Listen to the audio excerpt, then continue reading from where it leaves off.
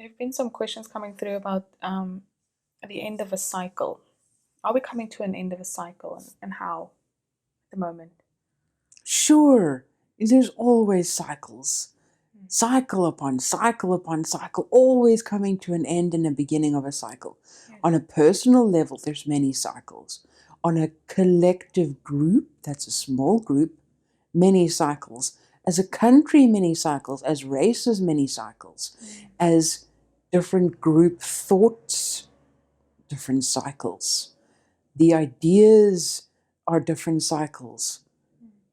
Politically different cycles, always cycles. Can you be more specific? I'm assuming that it has to do with the kind of shift that we're going through.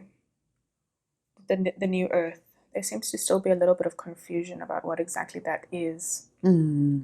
What will happen to the old people, the old earth, the old people, the new earth, the new people? Can you clarify that? It's not as clear cut as that. Okay. It's not a group of people one day online will all say, "Did you feel that?" And then everyone's in the new earth.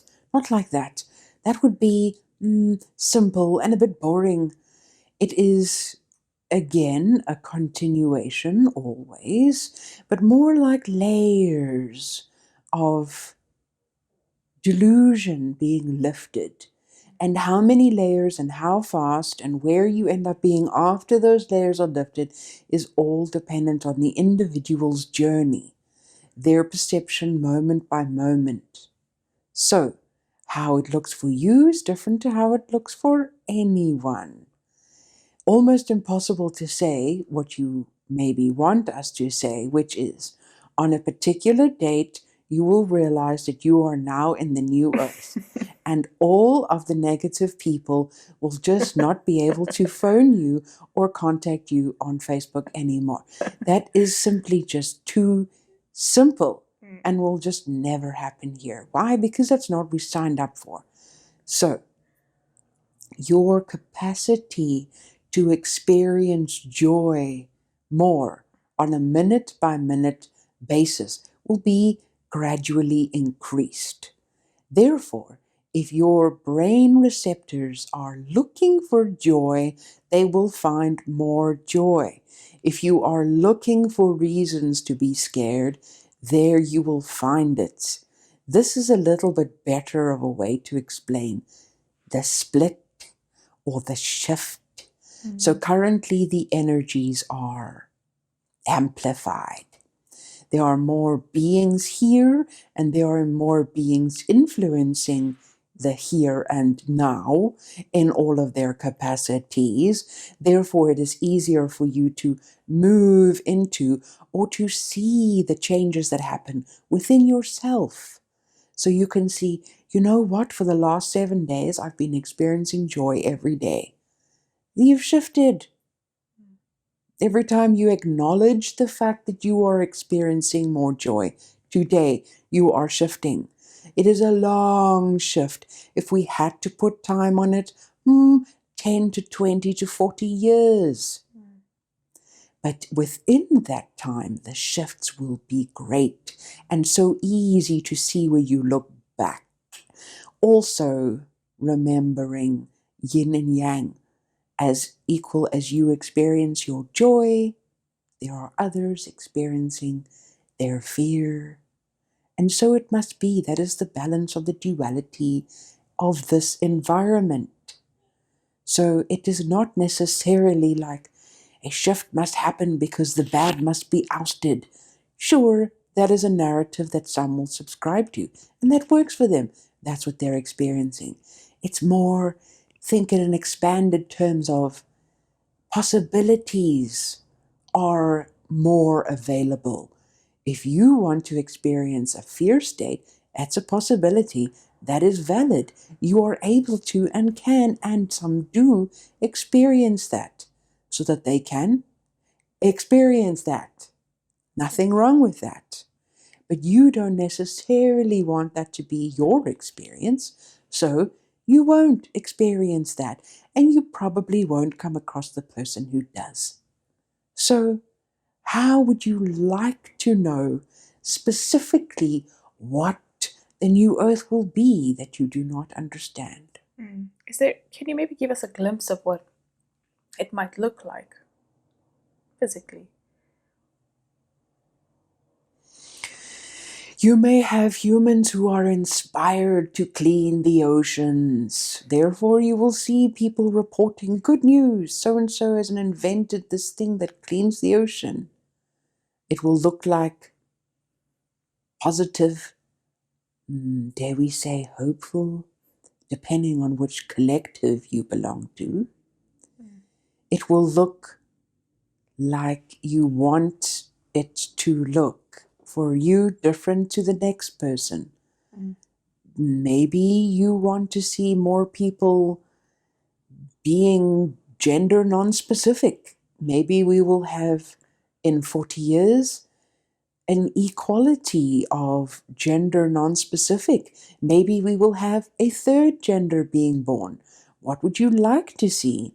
The possibilities are much more tangible now for you to be able to create with your mind what you want to create. You personally, though, are not one with skin in the game. So your manifestations are different to those who are, let us say, skinned and awakening.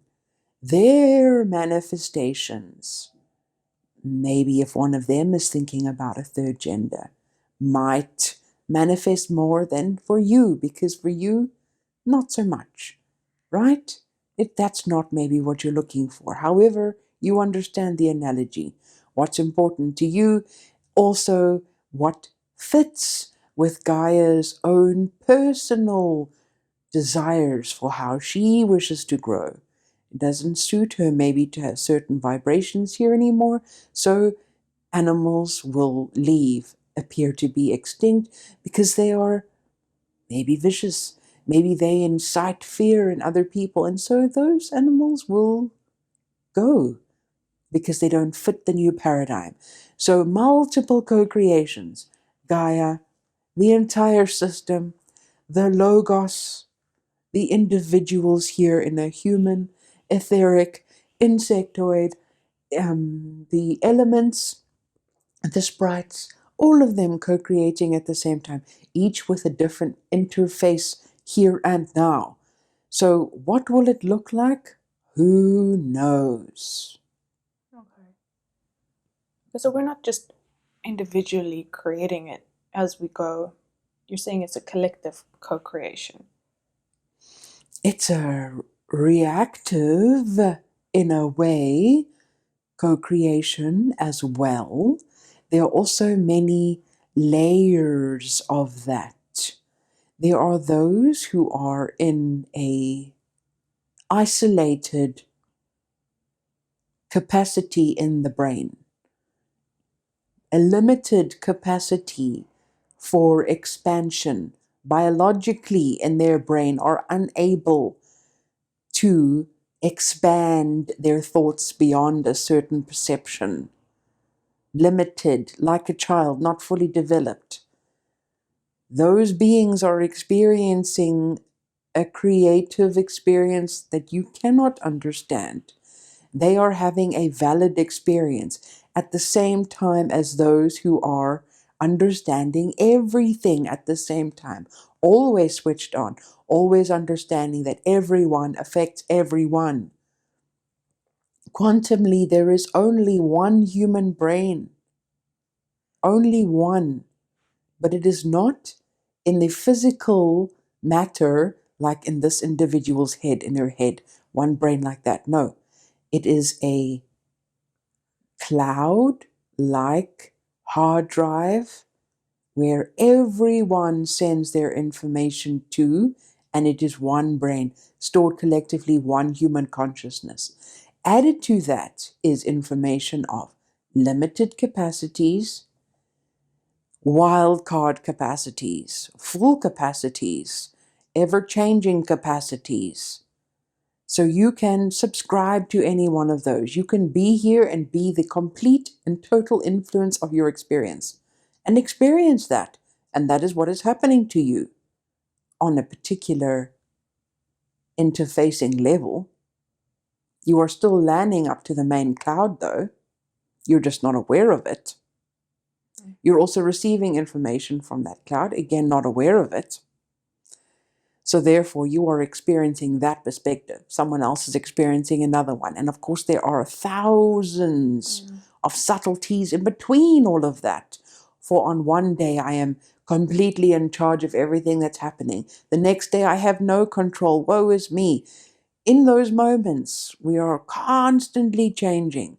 And so all realities are happening, morphing. Like if you look at a city at night from far away, you see it flickering, constantly changing, up, down, flicker here, flicker here. This is what's happening in your brain, moment by moment. And now how many billions of individuals are here? They're all doing it too.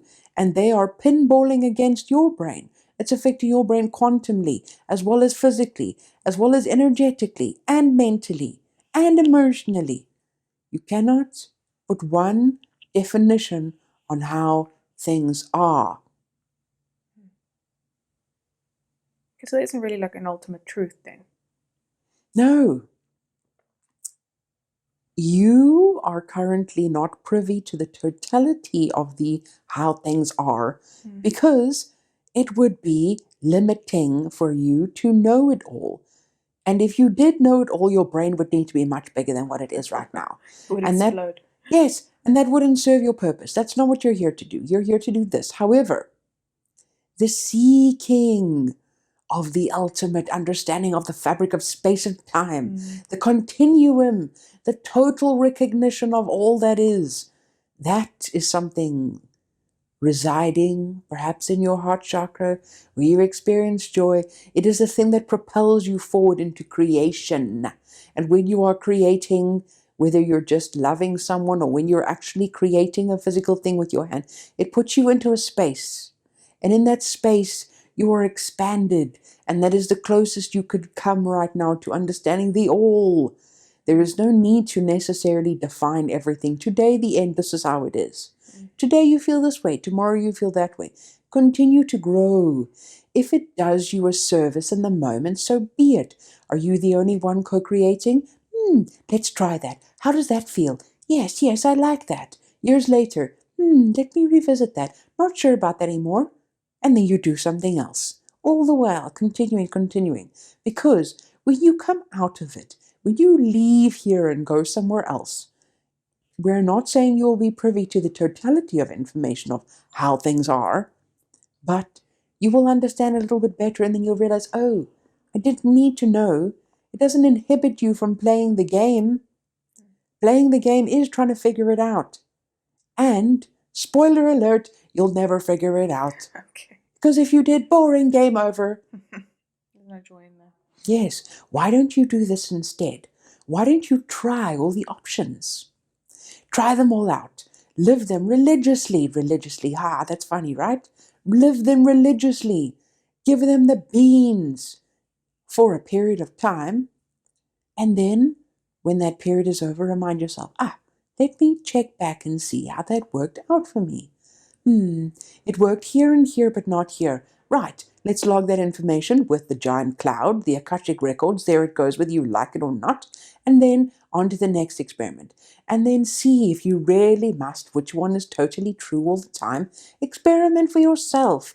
If you really want to know, you need to put in the effort. And then when it's finished, and you still don't have the answer, because you won't, you will at least have enjoyed the ride, invested in the experience, trying things, and again, giving it the beans, finding joy in between things, discovering other things you never thought you needed to look for. Okay. So it's part of the experience. Yes. Okay. Thank you. Okay, so what percentage of humanity is awakened at this stage?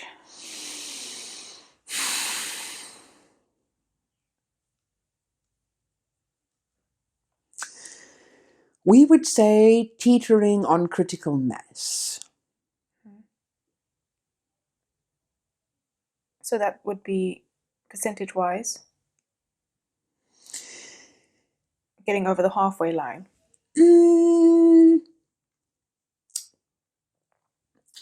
A simplistic term, percentage, If you were to say out of 100 individuals, 50 individuals are awake. But within those 50 individuals is a varying capacity for awakedness. Some are a little bit awake. Some are awake, very afraid, please put me back to sleep. Some are awake, blasting forward into the ethersphere, causing all sorts of damage along the way, using their powers. Some are awake and balanced, moving along quietly and zenfully, doing things correctly. Others are so asleep they cancel out 20 of those awakened beings.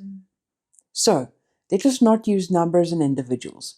Let us say, because the reason you are asking is because maybe you want to know, does that mean there's enough of us that there is time for action?